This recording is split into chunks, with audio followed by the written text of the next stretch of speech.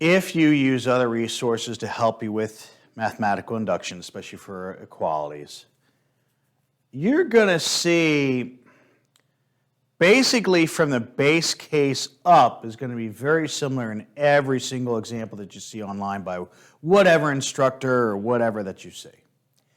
It's from there on down where things are a little bit more interesting. So when it's solving the proof, I've seen two different strategies, and I show you both strategies really for the first set of equalities that we've got. And then after that, I kind of show you just one set from here on out. Both of them are fine. They both have their goods and their bad parts about it. So let me go through it. There's one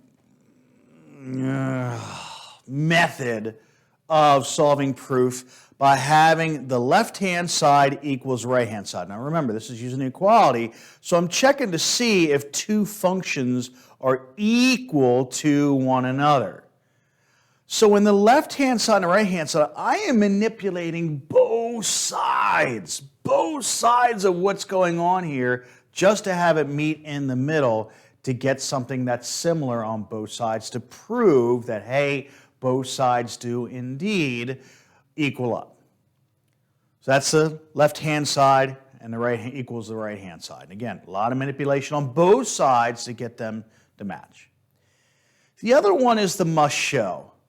What the must show does, there's still a lot of manipulation, don't get me wrong, but on the right-hand side of the equation of our equal signs, they treat that right-hand side as a constant and they don't touch. All they do is manipulate the left-hand side to get it to look like the right-hand side. So you're going to see in some of my work, I'll put RHS for right-hand side because I'm not touching it.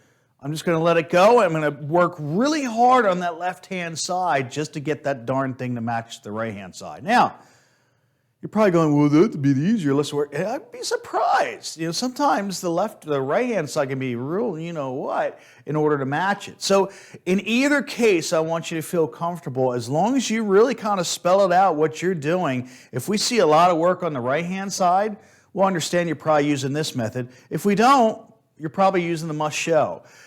But again, you're going to see both of these methods in resources that you have, you know, whatever. So I believe our book mostly does the most show, but those things you might not see online are going to be both, you know, left-hand and right. As long as you show it that they both end up being equal, no matter how you manipulate, either both sides or just one side, you're good.